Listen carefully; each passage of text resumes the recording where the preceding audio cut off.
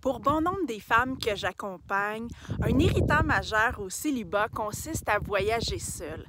Ça fait un temps, mais après quelques années de ce régime-là, elles en ont marre et rêvent de partir en voyage avec leur amoureux. Partager des moments magiques, s'embrasser devant un beau paysage, marcher sur la plage, main dans la main au coucher du soleil, partir à l'aventure et découvrir d'autres cultures. Autant voyager ensemble semble être l'une des aventures les plus romantiques qui soit, autant cette aventure peut soit rapprocher un couple ou sonner le glas pour un couple qui avait pourtant le vent dans les voiles. Combien de couples n'ont pas survécu à un premier voyage ensemble?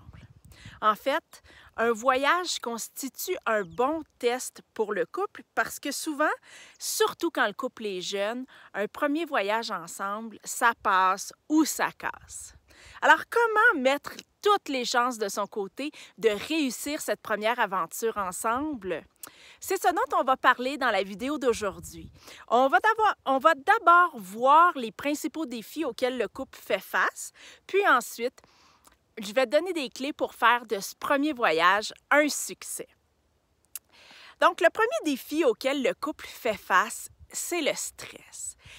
Et oui, en voyage, malgré la meilleure planification, on est susceptible de vivre des événements stressants, que ce soit au niveau des déplacements, des réservations, des communications avec les habitants du pays, de la culture du pays, la météo, les maladies et j'en passe. Donc, tous ces événements possibles ajoutent un stress sur chacun des partenaires et dans un couple, les partenaires n'ont pas forcément la même façon de gérer leur stress, ni même la façon optimale, ce qui peut créer des tensions et même des conflits. Par exemple, sous l'emprise du stress, la communication bienveillante prend trop souvent le bord. Les échanges peuvent devenir plus secs, impatients, plus agressifs. Et c'est certain que ça plombe l'ambiance d'un voyage en amoureux, surtout si ça arrive à quelques reprises. Ensuite, il y a la question de la proximité. Un voyage, c'est presque un huis clos, dans le sens que dans la vie quotidienne, le couple, ça constitue une sphère de la vie parmi d'autres. Et les autres sphères, c'est le travail, les amis, la famille, les loisirs. Sauf qu'en voyage, ces différentes sphères-là qui permettent à chaque partenaire de respirer puis de combler différents besoins n'existent plus. On passe le plus clair de son temps avec l'autre. Et pour certaines personnes, ça peut devenir étouffant et pesant.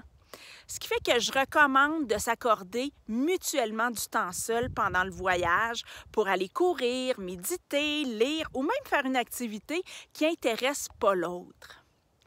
C'est normal d'avoir besoin d'air et on ne devrait pas en faire un drame, au contraire, mais bien encourager ça.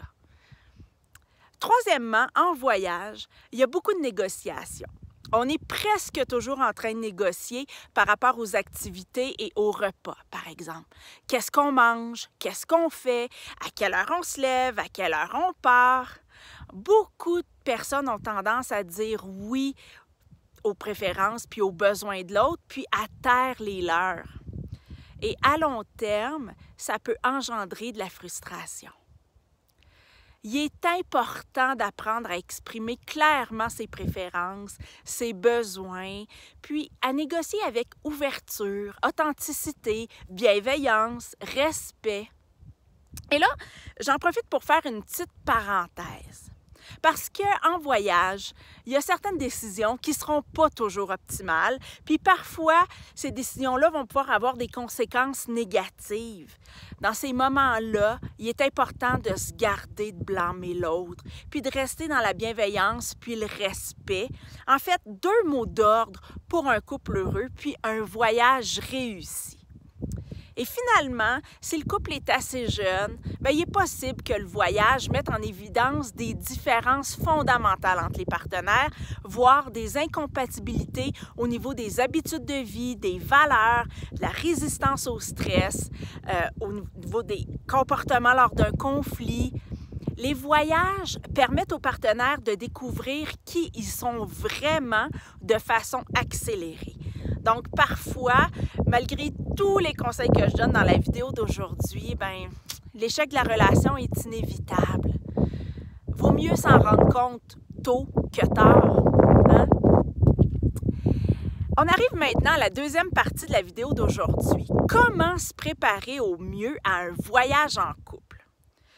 Tout d'abord, il ne faut pas restreindre la préparation à la logistique du voyage. Il est essentiel de se préparer au voyage en tant que couple parce que, comme on l'a vu précédemment, le voyage va mettre les compétences du couple à l'épreuve et notamment au niveau de la communication. Donc, ce que je recommande, c'est que chaque partenaire fasse une liste de ses attentes, de ses besoins, de comment ils aimeraient ça que ça se passe à différents niveaux. Ensuite, ils se présentent leur liste, en discutent, négocient afin d'en venir à un accord. La première question à se poser, c'est quelle est l'expérience que je souhaite vivre? Ensuite, c'est la question, pour que mon voyage soit réussi, de quoi j'ai besoin? C'est une question qui est vraiment vaste, mais voici certains points à considérer là, au niveau de la réponse. Donc, le rythme des journées, la communication, le temps pour soi, la répartition des tâches, l'argent, les moments de connexion, les enfants, le respect des limites de chacun. Donc, si je vais les passer une par une. Donc, au niveau des journées, à quelle heure on se lève? À quelle heure on se couche? Est-ce qu'on veut un planning ultra serré ou flexible? En termes de communication, de quelle façon on planifie la journée? Qu'est-ce qu'on fait en cas de conflit?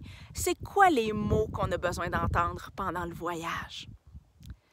Le temps pour soi, qu'est-ce que j'ai besoin de faire pour moi pendant le voyage? Méditation, yoga, lecture, courses, etc.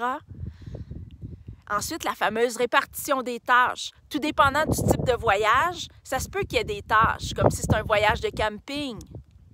L'argent, ça c'est un sujet sensible pour certains couples. Pour certaines personnes, les vacances, ça constitue un moment pour se gâter, donc elles ne veulent pas se priver, alors que l'autre veut dépenser le moins possible. C'est important d'en parler avant, comme ça on n'a pas de mauvaise surprise. Les moments de connexion. En voyage, on veut souvent voir le plus de choses possible, mais il est important de garder du temps pour le couple, des moments où on prend vraiment le temps de connecter ensemble. Par exemple, prendre l'apéro, admirer le coucher de soleil, regarder les étoiles, les relations sexuelles. Les enfants, si on part avec ses enfants ou ceux de l'autre, ou les deux, comment on gère ça? Parce que les enfants, ça peut être source de frustration, voire de conflit. Donc, super important d'en discuter au préalable pour être sur la même longueur d'onde. Et finalement, le respect des limites de chacun. Parce qu'en voyage, on peut facilement dépasser ses limites physiques afin de ne pas déplaire à l'autre ou afin de se sentir à la hauteur. Ça peut aussi être frustrant pour celui qui a des plus grandes limites de constater que l'autre ne peut pas suivre. C'est donc important de s'en parler afin d'éviter les mauvaises surprises. Donc, au final, ça donne une belle discussion de couple qui permet, par le fait même, de mettre toutes les chances de son côté de vivre un voyage agréable ou de réviser les plans pour que le voyage convienne aux deux. Mais également, cette discussion-là va permettre de mieux se connaître et d'approfondir l'acceptation de l'autre tel qu'il est. Puis, c'est important aussi, pendant le voyage, de faire le point régulièrement pour s'assurer que tout va bien et qu'il n'y a pas de non-dit. En terminant, voyager en couple, tout comme la vie de couple, en fait, ça repose en grande partie sur la communication. Une communication qui se veut bienveillante, ouverte, sans jugement, respectueuse. Si on arrive à mettre ça en pratique, on peut s'attendre à passer de belles vacances. Alors sur ce, je te souhaite de très bonnes vacances. À bientôt!